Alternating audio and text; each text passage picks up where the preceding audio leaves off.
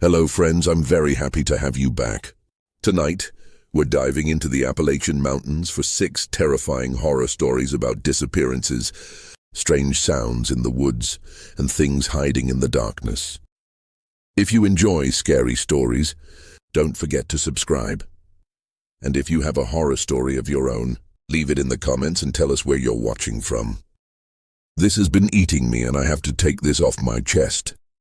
Back when I was around 7 or 8, I always wanted to be an explorer, exploring places man had never tread.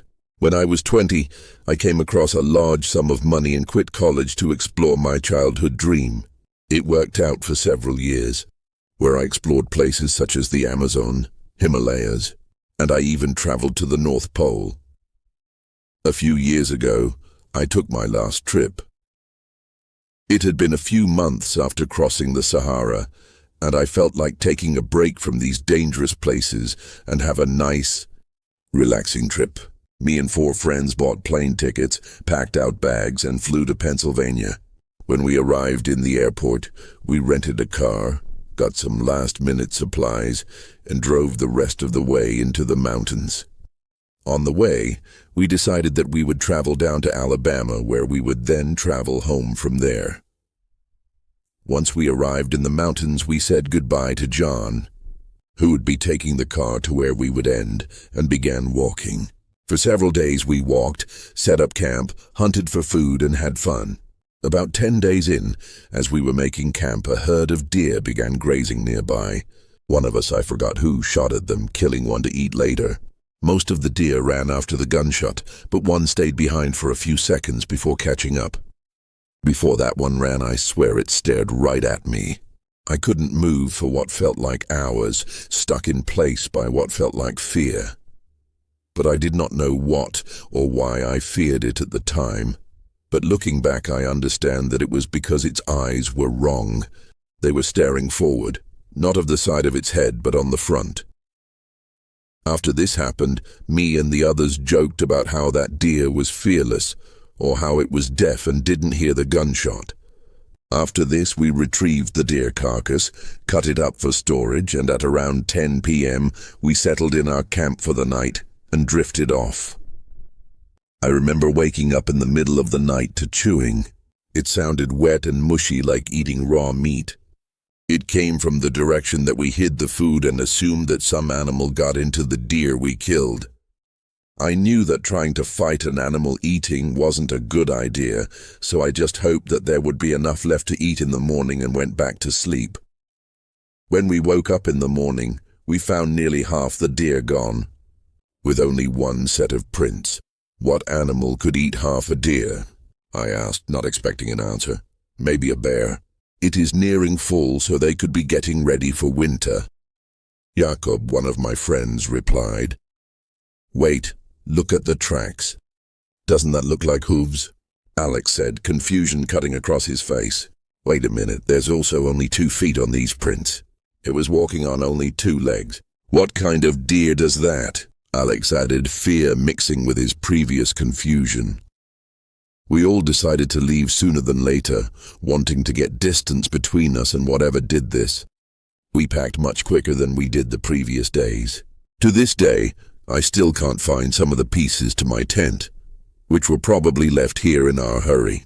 We also traveled much faster than the previous days. Over the next few days, we traveled across the mountains.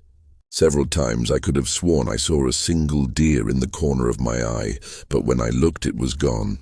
Every couple days we found the half-eaten body of an animal near our camp, which none of us remember being there when we set it up.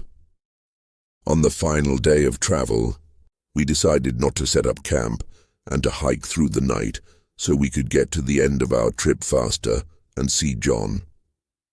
Near the middle of the night, Jacob had strayed behind us. Guys, do you see that? Jacob asked sleepily. It kind of looks like a deer, but it's what the... We turned around just in time to see him be taken into the forest by something we couldn't make out.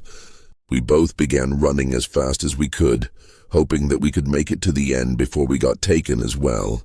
After what felt like hours of running, we found what looked to be a human skull in our path, cracked and broken, as if to get inside.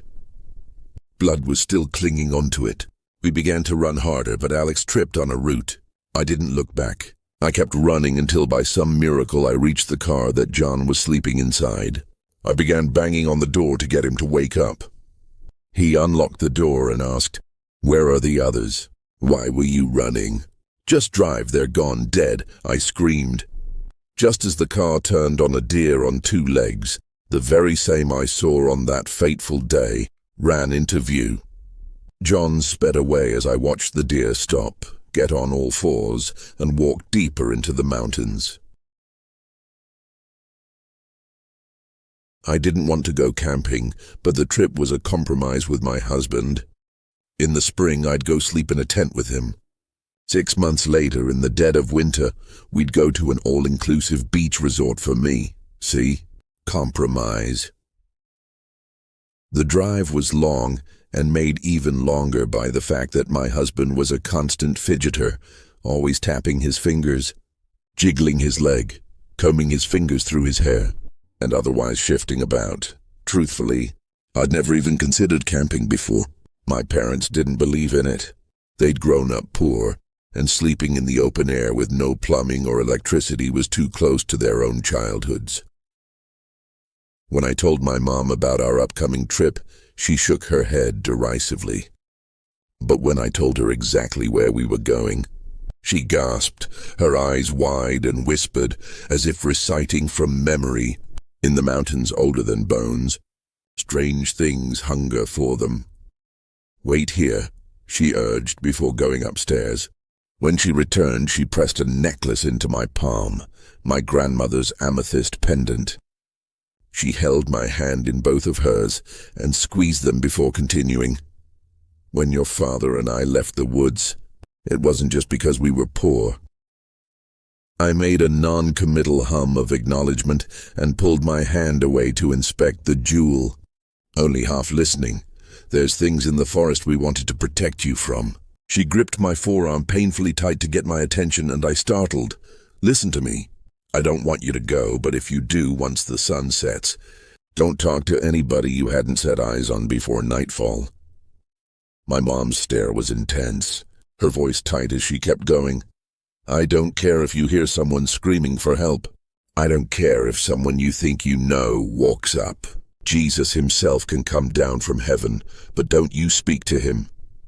And then I did the most normal thing in the world. I laughed it off. "Got it," I said as I kissed her cheek and gathered my things to leave. "Don't talk to strangers." We made it to the woods without a problem, and I was wearing the necklace.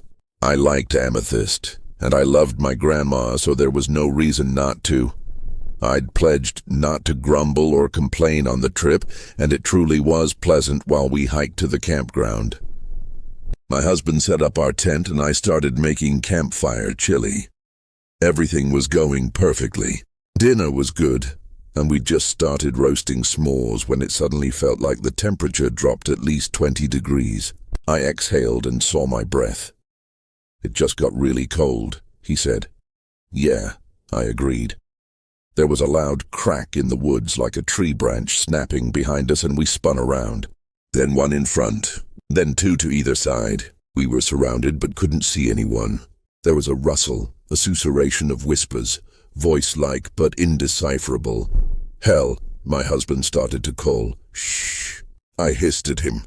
He looked at me in confusion, but I just knew deep down in my bones that talking to whatever was out there would be seen as an invitation. "I'm just trying to see." "Stop talking," I whispered. From the edge of the clearing, a man-shaped silhouette shuffled in. Then another, and more. At first, I thought they were wearing costumes. Then my brain caught up to what my eyes really saw, and I realized they were skeletons. A moment later, it registered that they were incomplete skeletons. Every single one was missing parts. One had a cranium but no jaw. Another only had a half rib cage. Another was missing an arm. "Hello." The largest one creaked. "Friends," wheezed another. "Don't speak to them," I ground out through clenched teeth. Spare a bone for us. I gripped the amethyst pendant with one hand and held my husband's hand with the other. Instantly I felt as if something grounded me in place, like a root extending from the base of my spine into the earth. A tendril of unseen protection weaved through my fingers and into my husband, connecting us. So many bones, only need few. The weight of their presence pushed in from all sides. The amethyst warmed in my grip. I barely breathed, but my husband, my poor, fidgety husband, let go of my hand for a moment, unthinkingly, to push up his glasses. The bone men turned their full attention to him, and almost faster than I could blink, one skeletal arm yanked him away. I reached for him on instinct. The amethyst flared white-hot in my palm, and I felt an invisible hand shove on my sternum, pushing me back. I'll never forget his look of terror before he disappeared in a circle of bones. There was one sharp, short scream, followed by a wet, hacking cough, bubbling gurgles, and the plopping sounds of wetness hitting the forest floor. When the noises ended, the circle opened. The original bone men were complete, and there among them a new one, the same height as my husband, slick and shiny, and missing several pieces. They turned as one and left. The rest of the night I stayed in place, curled into a tight ball, afraid to speak, afraid to move, lest the slightest rustle bring them back. Just as dawn broke, a family of campers stumbled upon me.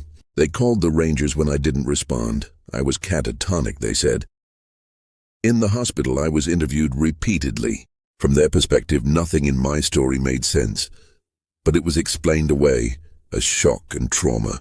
A few days later, they found his remains. I didn't ask to see what they found. It was a closed casket funeral. My parents have tried to reach me, to tell me more about our family's history, they said. I haven't seen or spoken to them since the burial, but sometimes, when it's very late, I feel a chill. The amethyst warms against my skin, and something deep in my bones tells me not to make a sound. If you ever end up in the mountains after sundown, be careful, be respectful, and most importantly, don't touch the skulls. The first time someone told me that, I thought they were strange, superstitious folk. I just moved to a little town nestled in the Appalachian Mountains, looking for a new start away from the busy cities I lived in for all of my life. A house with the forest for a backyard and neighbors a mile or so away sounded perfect at the time. It's what led me to buying the property in the first place. Now, I think I regret that decision. Don't get me wrong, the house is nice. It has a few problems like a creaking porch, and the kitchen is a bit too small for my liking, but it's cute. Quaint is what the realtor kept saying when she showed me the rooms, and I agreed with her. Even if it is a little small, the real selling point was the acres of forest that would be considered mine. I remember my first trip to the town at the base of the mountain, a small place where everyone knows each other. Naturally, some weren't sure about me, but most were actually nice, asking where I grew up, what I did for work. Normal questions until the owner of the only grocery store in town, Mr. Faraday, asked me if I planned on hiking in the forest. Well, yes, of course. I think I laughed as he bagged up my groceries, eyeing me the entire time. Of course, silly question. He agreed as he handed me the bags, then continued, "The forest is perfectly safe during the day. Just get home once the sun starts setting. You're asking for trouble with the wildlife, or you'll get lost if it gets too dark." Anything in particular I should worry about? We get black bears sometimes. Yell at them, though, and they'll run usually. Scaredy cats, the lot of them unless you find a mama. Moose, foxes, wild boars, wolves. I paused in gathering up my bags and repeated, "Wolves?" I thought wolves were extinct here in the Appalachians. Mr. Faraday shrugged and ignored my question, continuing like I hadn't said anything. Be careful out there, always take water. Be respectful, don't be one of them city folk that make a mess of the place. See a flower and think it's pretty, you take a picture and leave it alone. Easy enough. Anything else I should do? I wanted to be nice and not just blow the guy off, even if most of his advice was common sense.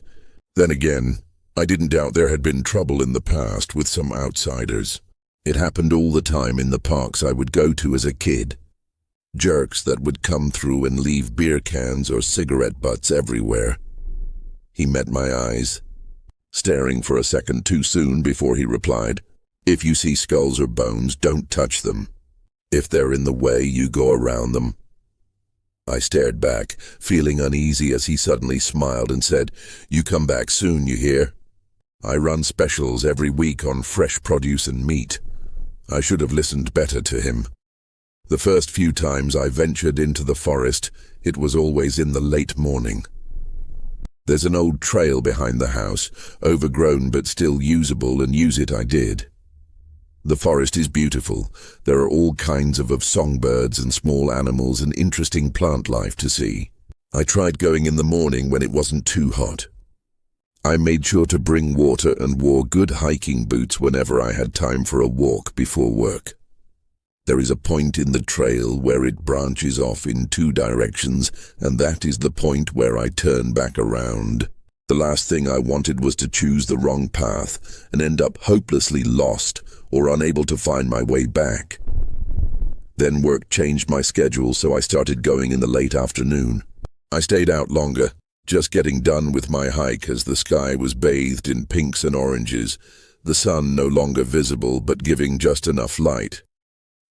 I never noticed anything different between the morning and late afternoon hikes, other than less birds singing. Then, small things began to happen. Little oddities that were easy to write off. Trees that had long scratches down their trunks. The songbirds quieting down at the start of my afternoon hikes, rather than towards the end. I figured it was from the seasons changing, the nights getting longer and days shortening. I had to be quick about my daily routine, only letting myself get maybe a mile into the forest before turning around. Even if I didn't believe the townsfolk that had gotten more vocal about being mindful of myself in the woods, I still didn't want to get lost. Then I came across a deer skull. It was in the middle of the path back to my house, bleached and cracked, looking far too old. I looked around the trees to see if anyone was around, because it hadn't been there on my way up the mountain. I even called out a nervous "hello" and got nothing. The idea of leaving it where I constantly treaded made me sick, so I grabbed a stick and carefully put it through one of the eye sockets. I took a breath and tossed it off into the trees, watching as it hit the ground before dropping the stick and quickly making my way back home. That's when the howling started. It woke me up in the dead of night, a long, lone howl off in the distance. I was confused, startled, because until that point I had never heard a wolf howl before that wasn't on TV. I didn't even know if that's what it was. I laid there for a while, listening to it, then turned on some music to drown it out and go back to sleep. For a week I would wake up in a cold sweat, and the wolf would be singing away until I finally started going to sleep with music. I asked about it the next time I went into town, curious if anyone else heard it. Nobody did. Mr. Faraday shook his head and said he hadn't heard any noise as he gave me change for my groceries. The pharmacist told me it was probably just a lonely or hurt animal when I was looking for some sleep aid. Even the waitress at the diner shrugged and said, "Haven't heard a thing, honey. Just make sure to keep your doors locked. Always better to be safe than sorry." The next time I went into the forest, I made sure it was right after work so I could enjoy a nice long stroll. The trees with the scratches were closer to my home, but I shrugged it off, figuring it was a bear or a moose. I did my usual circuit, followed the trail until I got to where it branches off and took a minor break, sitting on a fallen tree to drink some water. As I got up to start my way down, I noticed that the forest had become quiet. I felt nervous, glancing around to look for a reason like a bear stalking about, but found nothing. At that point, I quickly headed back home and nearly tripped over another skull. A moose skull, going off the huge antlers still attached to the white bone, perfectly preserved and staring in my direction. I looked around, wanting to find who was messing with me, but I couldn't see anything but trees and lush ferns. I thought about picking it up and throwing it to the side, but I took a breath and walked around it, then began running back home. It appeared 2 more times before I had enough.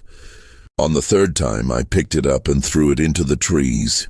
I didn't stay to watch where it landed, and the moment I got home, I slammed the door and locked up everything. I was shaking, trembling in my kitchen after locking the back door, and dared to look out of the window. I didn't see anything, but I felt like something was watching me. A howl didn't wake me up that night. The sound of my porch creaking did. The groaning of wood had my eyes snapping open as my heart leapt into my throat. I laid in bed, unable to move, when I heard a low growl near my window.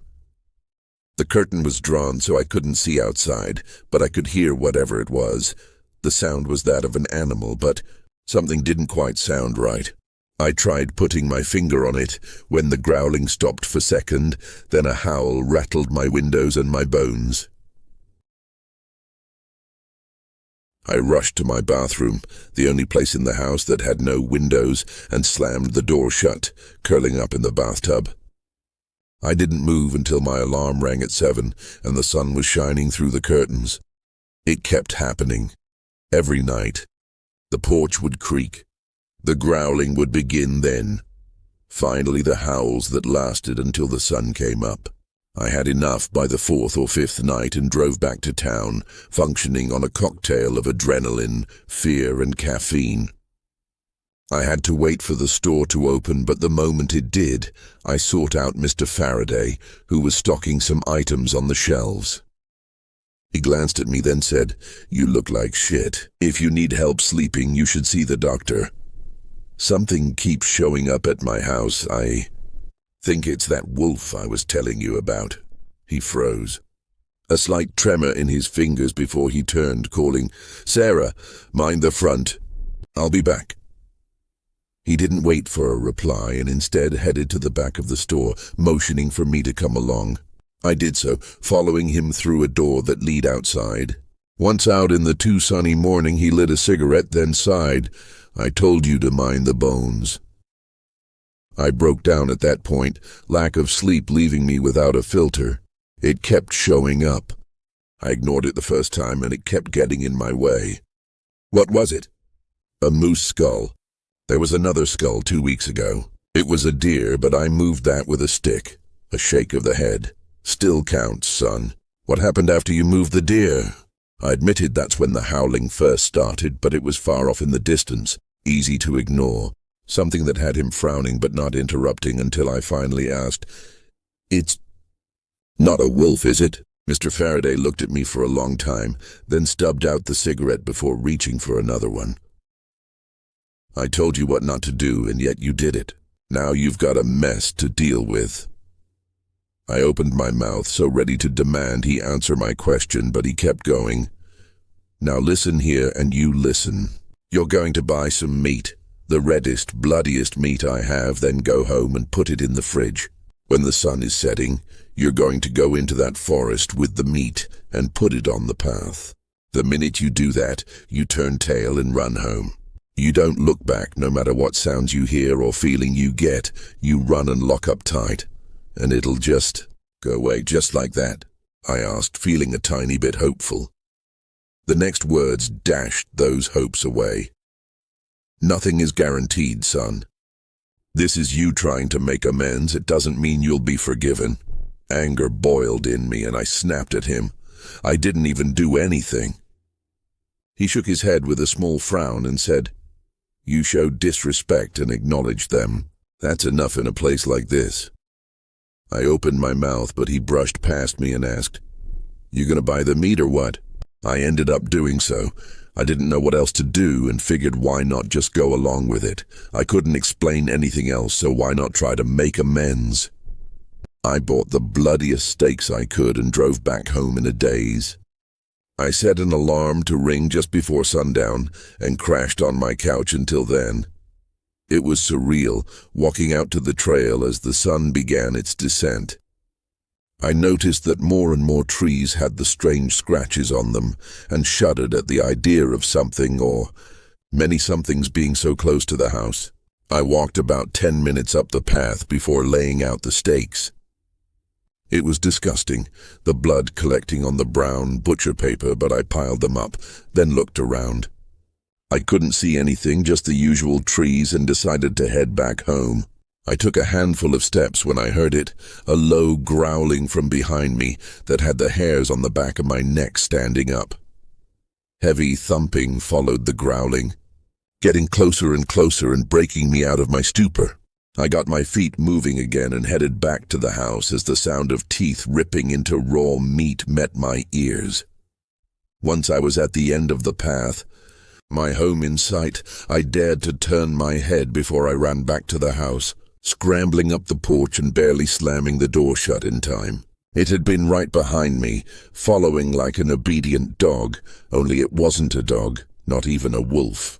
I had to brace myself against the door as it slammed into the wood, growling and grunting. I managed to lock it, just barely before rushing to the front door to make sure I locked it as well. It nearly beat me. I hit the door just as it started to open and pushed my entire body weight against it. It was barely enough to keep it out as I flicked the lock.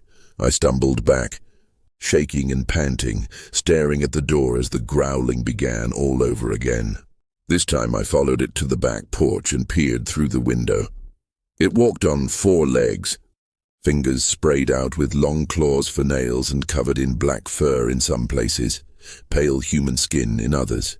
As it walked, the back legs bend unnaturally and make a horrific snapping noise, the bones visible through the skin and twisting with every movement.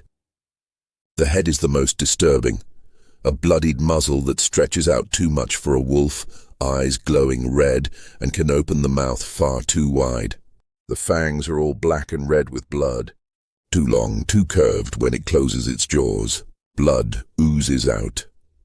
I stared at it and it stared at me before the lips peeled back into a sort of demented smile. The growling stopped and instead a new sound started. A sharp, high-pitched laugh, human almost, filled the air. I shivered, ready to shut the curtains when I heard more laughter. I looked beyond it and froze at the sight of more pairs of red eyes out in the forest. The heckling grew in volume, echoing until it's all I heard. Even now, I still hear it. I hid in the bathroom again, feeling like a child and praying that my doors and windows would hold. Once the sun came up, and I mustered up enough courage to get to my car, I found dozens and dozens of skulls on my porch. All different shapes and sizes. Some bleached white, others black with decay. Some red and others laying in pools of blood. One of them was human. I wanted to run to the car, bulldoze through the bones, but instead I forced myself to carefully step over each and every one of them. Once I got back into town, I sought out Mr. Faraday.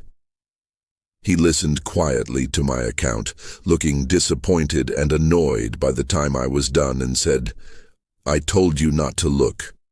Now you really made a mess, not just for you, but for everyone." My blood ran cold and I asked, "What do you mean?" "Everyone heard them last night, son, 'cause of your fuck-up." He closed his eyes, then lit a cigarette, even though we stood in the paper goods aisle. "What if I just leave? Just go back where I came from?" He shook his head and flicked the ashes onto the ground, uncaring of where they ended up. "Then what? What do I do?" "You're going to clean up your mess. A hunting party is gathering at the diner at sundown. You better be there." I asked if he really thought they could be killed if it was possible, and he waved his hand and said, "We've done it before, son. You're not the first one to not listen. You won't be the last. But you made the trouble, you better be ready to help get rid of it." I swallowed, hesitating, then dared to ask, "Do people not come back from hunting?" "All the time. This time won't be any different." "Sundown, son? Or we'll not just be hunting them, but you too. We're gathered at the diner, and I've been given a shotgun and a crash course in how to use it, shown how to load it, told what not to do and what to watch out for. According to Mr. Faraday, who was around for the last purge, the wolves of the Appalachians is what they call them. He's sticking close to me. He says having a buddy nearby is important. It's safer this way. The wolves like to drag people into the forest or decapitate their victims. They collect the skulls. The bullets I have are supposed to be special, blessed by the priest and bathed in holy water or something like that. I've never hunted before, that's why I'm leaving this account in case I don't come back. Hunting accidents happen all the time. That's what the townsfolk will say if anyone comes asking about me, or anyone that doesn't come back. The sun hasn't set yet, giving us time to prepare and the priest time to bless every bullet he can, but we can hear them already. The wolves are laughing again.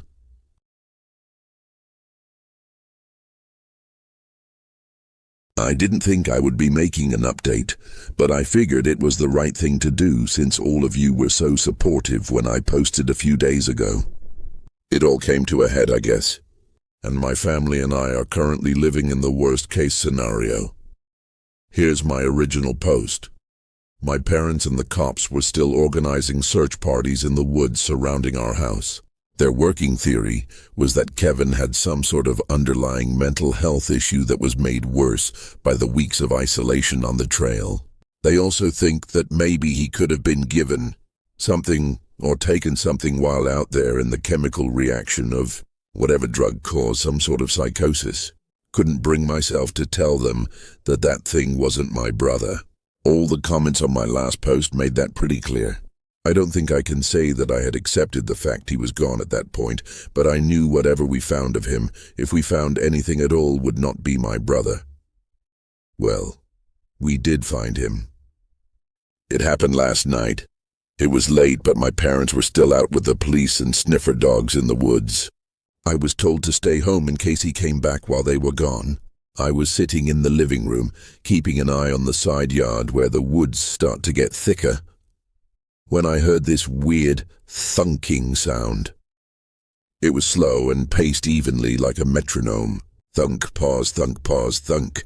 From my viewpoint in the living room, I could see a shadow cast across the dining room table, backlit from the streetlights outside. My parents' house is sort of a U-shape. You can walk a circle around the first floor, going from kitchen to dining room to living room and back again. I slipped off the couch and sort of crouch-walked my way into the kitchen. From there, I had enough of a cover from the wall dividing the living room and dining room so that I could see the bay window that looked out across the front yard. There was my brother, or rather the thing pretending to be my brother. He was standing in front of the window, rocking back and forth on his heels. He walked to close and his forehead would clunk against the window, thunk, then he would step back almost like it had surprised him, pause, and then rock forward again, thunk. He looked awful. His skin was sallow and slick with sweat, which made no sense since it's November in New England. It hasn't been above 50 degrees in weeks. His lips were crusted over with blood, and I knew enough at that point to know it wasn't his. The worst thing, though, were his eyes. They were this sickly pale blue, the lenses looked cataract, and his pupils were dilated, unfocused points. My breath hitched in the back of my throat and my heart felt like it was going to fall out of my stomach. I kept my eyes trained on him as I reached for my cell phone and tried to dial 911. The phone trilled and I waited for the operator to pick up. There was a soft click, and then, Middleton County 911, do you need fire, police, or ambulance? I started to speak, and then suddenly Kevin seemed to focus on me. Maybe he had heard my voice. His clouded eyes seemed to laser focus for a moment, training on me crouched behind the wall. I wasn't sure if he could see me. He shouldn't have been able to from his position, but the thunking became louder and more urgent. I gave the operator my name and address. Kevin began to bang into the window faster and faster. I tried to explain that my missing brother was back, but that something was wrong, that he was trying to do something. The crack of the window pane was the loudest sound I had ever heard.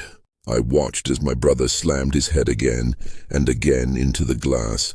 Blood smeared across his forehead, and then the cracking turned to a smash as my brother crashed through the pane.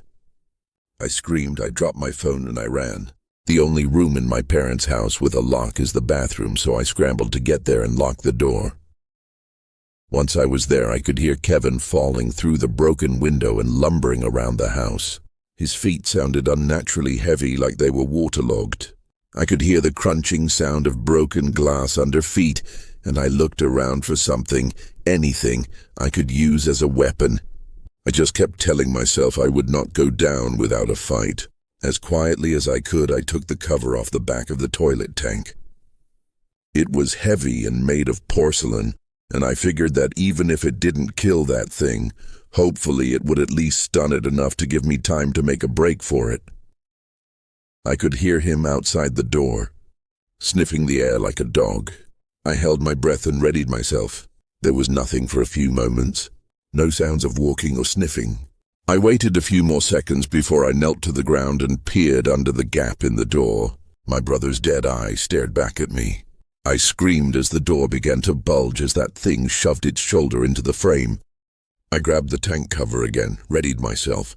That's when I heard the sirens. I could hear shouting from outside and the stomping of boots across the smashed glass. The thing wouldn't stop. It kept throwing itself against the door. I heard one of the cops yell, "Taser!" and then a rapid clicking noise. There was more shouting, more clicking, and then one of them said, "Stop, or we will shoot." The thing outside the door paused for a moment, and then it charged at the officers. I could hear its heavy feet lurch across the floor. That's when I heard the gunshots. This is where I sort of black out. From what the cops tell me, they were able to get me out of the bathroom. My parents were called back in from the woods and were told their son had been found trying to attack their daughter. They were told that he had been killed after he attempted to attack an officer. We're staying in a hotel now, close to the station. They are going to interview us all again in the morning. They plan on doing an autopsy on my brother. My parents haven't said a word to me since we got here. I think they blame me. I wasn't the one to shoot my brother, but I was the person who called the man who did. I don't know if you all were hoping for some kind of miracle where we get a happy ending, but this is it. Maybe I'll update you all again after the autopsy report is finalized, but honestly, I think it's best to just let it go. My brother Kevin was kind, funny, smart, and most of all adventurous. He wasn't that thing that came home to us. My brother died out on the trail, not bleeding out on the floor in the house we grew up in. I don't think we'll ever have answers, unless maybe some of you have them. Hold your loved ones tight tonight. Rest in peace, big brother. My husband is from Appalachia, and despite being a very learned man with a lot of wisdom and humor, any talk about spirits or haints, as they call them, immediately makes him nervous. He says he knows better, that as a Christian, he has dominion over all spirits and there's nothing to fear. But his Pentecostal, holy roller upbringing makes it difficult not to recoil from anything having to do with real hauntings. I had chalked this up to a form of religious brainwashing. Fear is the hammer in a Pentecostal's toolbox when it comes to preaching, a style I don't care for. And I had figured that was why my husband was so reluctant to watch anything to do with demons or exorcisms or hauntings. I myself have a hard time, even as a Christian as well, believing in spirits, the supernatural or the paranormal, so it was difficult for me to understand. But sometimes a pattern emerges that makes you second guess, and I later learned when I moved into his mountains that he lived that pattern for years. When he was a child, he lived in a company house deep in what he calls a holler or a bottom with his mother, 3 sisters and father. His was a mixed family, and he was the only child with his father's last name. These company houses are built out of the cheapest material, whatever the coal mine could get away with passing off as a house, and it was very, very old. It had 2 stories. He and his sisters lived in the top story, while his parents lived in the bottom. He said he always saw shadow people in the upstairs. At night, they'd be apparent, but even in the day they were bold. He said that there was something about the atmosphere in that upstairs, a sort of malevolence his 5-year-old brain could pick up. He had thought that perhaps he was just crazy. He was already dealing with what he would later learn was Asperger's syndrome, and from a young age he knew he wasn't like his sisters or the other children around him. But this was different. His sisters felt the same. It wasn't until they were adults that his sister Amy talked about how she'd always thought that house had something wrong with it, that she used to see shadow people walking around upstairs. She had never told him this as a child, and he realized they had both been seeing the same things. He relayed as much, and he told me a shiver rolled through both of them. It was more than shadow people, though. His father, a man who would go to bed angry and wake up angry, had always been short-tempered and prone to tantrums. His mother and father had always fought a lot, and fought back hard in some cases, but the house seemed to amplify his rage. He, at one point, chased his stepdaughters with a knife in a fit, scaring them terribly. His temper was set on a hair trigger. My husband's mother and father often got physical with each other. I know the man now, and it's hard to believe. Maybe he's calmed down in his old age, but he comes off as a person who couldn't get sugar to melt in his mouth. I know better, of course, seeing as he used to verbally and once physically beat my husband. But that's a different story. To top things off, someone there, no one knows who, killed his dog, a German shepherd named Bandit. Somebody put antifreeze in his water dish, and the dog died at his home. I don't know if that was just misfortune or an effect of the house, a duplex with 2 families living on either side, but it compounded the misery. The strangeness of that house didn't end when they moved out after his mother divorced his father. His family did experience relief. They finally had some peace, but his mother's brother moved into that house after. My husband told me that Kenny had always had a cruelness to him, and that he had never liked his uncle, even when he was a child. His boy Alan was terrified of becoming his father, and for good reason. While he was living at that house, something snapped in Kenny. His ex-wife was dating someone else at the time, and he went to her workplace to confront her about it. When she rebuffed him, he went to his truck. When he came back, he blew her head off with his shotgun in front of every co-worker there. Kenny was cruel, but he was also smart enough not to get caught. He'd simultaneously been a pastor while also jumping people and selling drugs, leading a double life his parishioners never caught on to. This was a shock to everyone. Kenny would later die in jail, serving his murder sentence.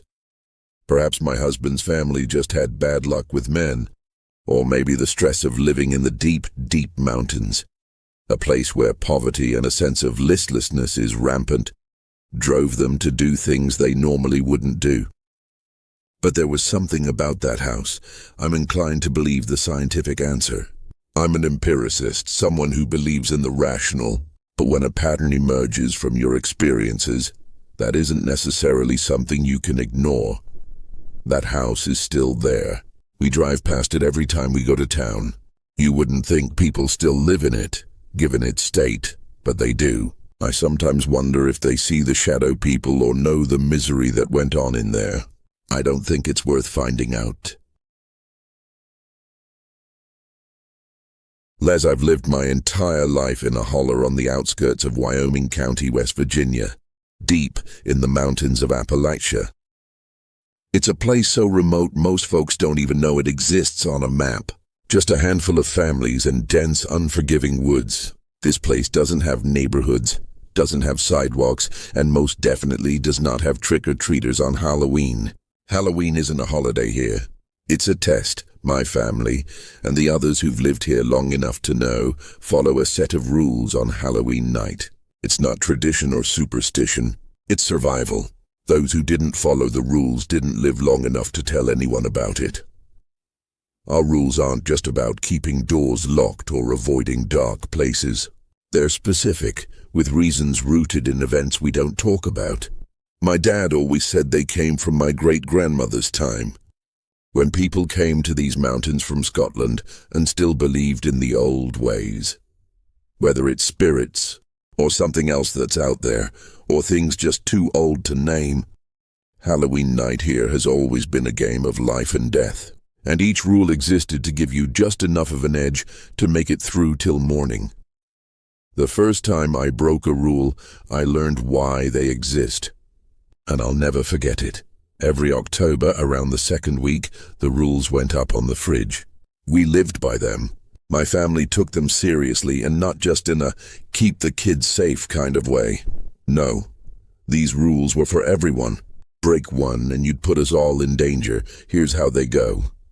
If you hear 3 knocks at the door after sunset, do not answer. If you hear a single hard knock, open the door. But do not look at who stands there. Hold out a basket of freshly baked bread and wait until you hear the footsteps leaving to shut the door. If you hear someone call your name from the woods, do not answer. If you see a figure at the tree line wearing a wide-brimmed hat, do not look at him for longer than 1 second. If you hear chains dragging on the ground, sprinkle salt on all windowsills and door thresholds within 1 minute. If a candle is burning in the window of the old, abandoned Anderson cabin up the hill, stay indoors. No matter what, these rules didn't exist for no reason. They were handed down because bad things had happened. People vanished, people died, and strange things occurred. That's just how it was. I remember one specific year years back when Halloween night fell on a full moon. The air felt different, charged. My dad had a sense for when things were going to be bad. You could just feel it in the holler, thick in the air, like something breathing down your neck. Dad told us to get all the preparations done early. Salt the windows now, he instructed, standing by the door, his face tight with worry. We're not waiting for the chains. I followed his orders without question, pouring salt along each windowsill and at the front and back door thresholds. My brother was baking bread, already anticipating rule number 2, the one we hated the most.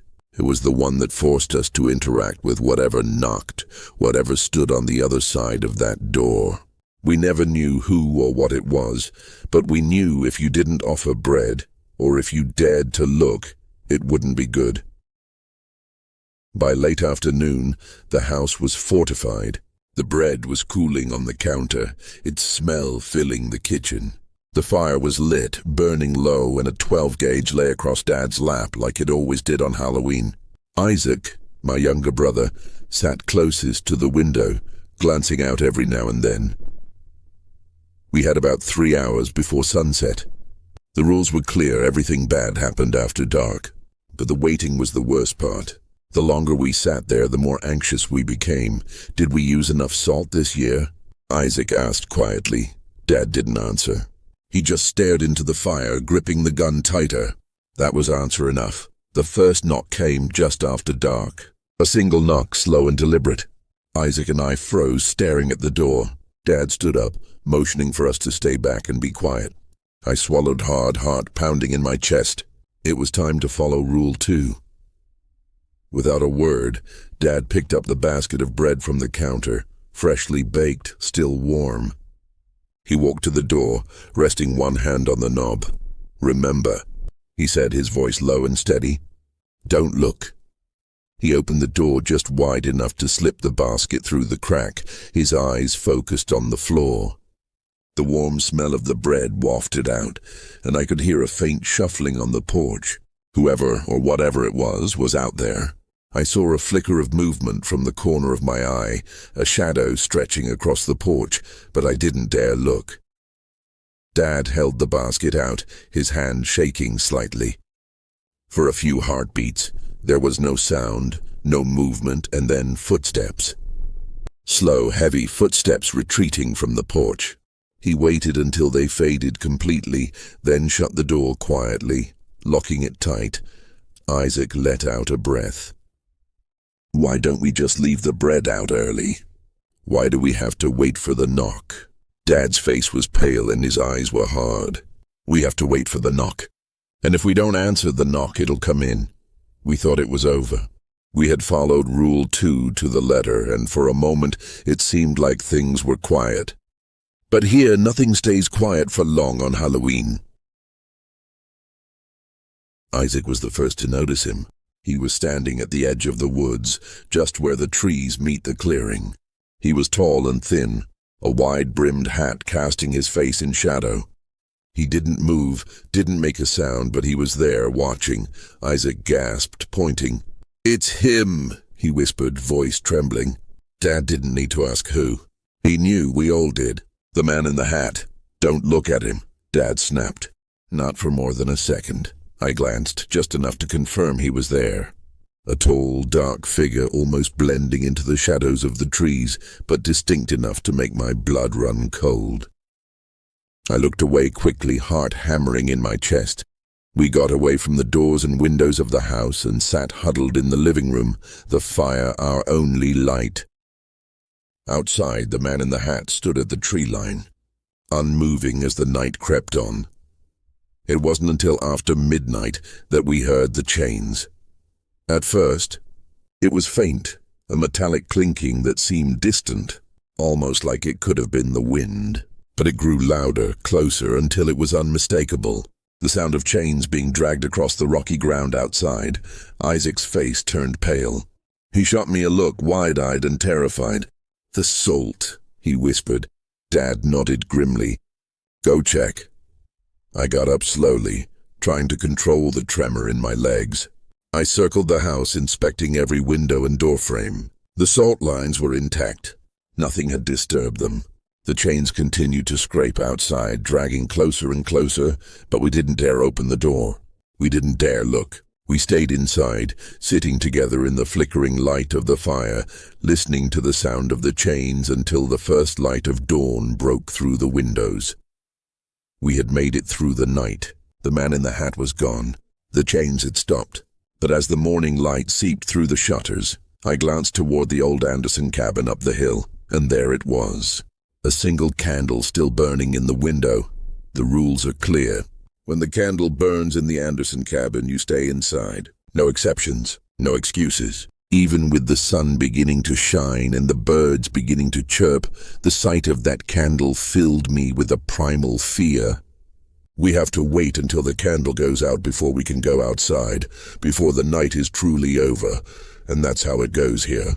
The rules aren't just there to be followed, they're there to keep you alive. And if you're smart, you don't ask questions. Sometimes, it's better not to know. Halloween here had always been terrifying, but last year was different. It wasn't just the usual unease or the normal anxiety that came with the setting sun. It almost felt like the rules weren't enough anymore. My dad was getting older. His movements slower, his hands a little less steady. We all knew it, but no one said anything. We just followed the rules like always, hoping that would be enough. We spent the day in preparation, salting the windows, baking the bread, the usual. Isaac and I were jittery, pacing around, double-checking everything. With my dad getting older, we felt a greater pressure to take it upon ourselves to prepare. The sky darkened faster than usual, clouds rolling in from the west, blotting out the last rays of the sun.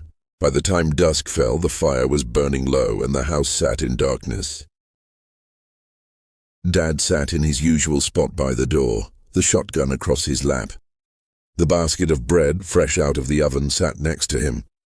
We all waited, our hearts pounding in the silence. I kept glancing at the windows, expecting to see the figure in the hat or hear the drag of chains, and then it came. A single knock, loud and deliberate. Dad stood up just like every other year. "Stay put," he muttered, picking up the basket with his trembling hands. His face was pale, but his voice was steady. Isaac and I exchanged a nervous glance as Dad approached the door. As always, I stared at the floor, focusing on the sound crackling fire and trying to block out the sense of dread that had settled in my gut. He opened the door a crack, just enough to push the basket through without seeing whatever waited on the other side. But this time, Something went wrong as Dad leaned forward. He knocked the basket against the door frame and lost his grip. The bread tumbled out, scattering across the porch. The sudden movement, the noise, without thinking, I looked up. I looked at it, and I saw it. It wasn't a man. It wasn't anything I could name. It stood hunched over, far too tall to be human. Its limbs were unnaturally long, its skin pale and stretched tight over bones that jutted out at odd angles. Its face was sunken, like a skull with pale white skin pulled tight over it, and its eyes were wild and wide, too wide, like it didn't have eyelids. Its mouth opened unnaturally wide, a black, gaping hole that emitted a horrible, deafening wail. It was a sound I had never heard before, like metal scraping against stone, but worse. It drilled into my skull, making my ears ring and my vision blur. Before I could react, before I could even scream, the thing lunged. Its bony hand shot out, grabbing my dad by the collar. In one terrifyingly quick motion, it yanked him off the porch, dragging him toward the woods. The sound of his body scraping against the ground, his muffled cries, and the creature's horrible wail all blurred together into a scene of pure terror. Isaac screamed first. I was frozen, my mind unable to comprehend what had just happened. But Isaac's scream jolted me back to reality. "Dad!" Isaac yelled, bolting for the door. I followed, my legs shaking and my heart pounding so hard it felt like it would burst out of my chest. We ran out into the cold night air, toward the edge of the woods where we could still hear Dad's faint cries. But before we could take more than a few steps, I saw it. The candle. A single flickering light in the window of the old Anderson cabin. My blood ran cold. We had come outside when the candle was burning. I grabbed Isaac's arm, pulling him to a stop. "Wait," I whispered, voice shaking. The cabin. As if on cue, the door of the cabin suddenly flew open with a loud crash, as if something unseen was about to come storming out. Something angry. Something that should not have been awakened. "We have to go," I shouted, dragging Isaac back toward our house. We scrambled inside, slamming the door shut behind us. I locked it, my hands trembling so badly I could barely turn the key. The shotgun was still on the floor by Dad's chair, but it felt useless. What good would it do against something like that? But the night was far from over. We huddled in the living room, terrified, waiting for the next rule to break. Isaac was crying, his hands shaking as he tried to steady his breathing. I stared at the door, half expecting something to come crashing through at any moment. The chains came next. We heard them clattering on the ground, dragging closer and closer. I grabbed the bag of salt, getting ready to double-check the lines of salt we had placed down earlier. The chains dragged right up to the front door, the metallic clinking echoing in the silence. I could hear it just outside, scraping against the wooden steps of the porch. But I knew the salt would hold. It always did. Or so I thought. Isaac was the first to notice it. We had forgotten to resalt the front door threshold after going outside. The wind from the open door had disturbed our salt line. Just as I was about to rush toward the door to resalt it, I heard the chains and a creaking against the door. It sounded as though a heavy weight was slowly leaning against it. I knew we didn't have time. I began to back away, motioning to Isaac to go to the bedroom. Isaac screamed as the door burst open. We ran into the back bedroom, hearts pounding, breaths coming in ragged gasps. I quickly salted in front of the door to the bedroom and checked the windows. "It's in the house," I whispered. I could feel it, a presence, something cold and malevolent, creeping through the house toward us. I don't know how long we waited or how long we listened to the chains pacing back and forth through our house. Eventually, we heard them go back outside. Slowly, we left the bedroom and quietly closed and locked the front door. I placed a fresh line of salt in front of the door and breathed a sigh of relief. We were safe for now, and then we heard it again. A knock, but not the single knock. And not the 3 knocks. This was something new, something that didn't fit the rules. It was a rapid, frantic pounding, as if whatever was out there wanted in now. My heart stopped. The rules didn't cover this. Isaac looked at me, eyes wide with terror. "What do we do?" I didn't have an answer. The pounding grew louder, more desperate. The windows rattled in their frames and the fire flickered, casting wild shadows on the walls. Whatever was out there was angry, angrier than anything I had ever felt before. "We just wait," I whispered, my voice barely audible over the noise. "We wait until daylight." The rest of the night was a blur of terror. Every minute felt like an hour. Every sound made my heart leap into my throat. We didn't sleep. We didn't dare move from the living room. We huddled together in front of the fire, clutching the shotgun like it was our last hope, and quietly crying over the loss of our father. The pounding on the door never stopped. The chains outside the house dragged back and forth, a constant reminder of the horror that waited just beyond the walls. And through it all, the candle in the Anderson cabin burned bright, flickering in the distance like a beacon of death. But somehow we made it. By the time the first light of dawn broke over the mountains, the sounds stopped. The pounding ceased. The chains fell silent. The candle in the cabin flickered out. We had survived another year. Barely, but Dad never came back. Halloween in our holler had always been a test. But last year it wasn't enough. Breaking the rules cost my dad his life, and everything is different. And I can't shake the feeling that this Halloween will be worse.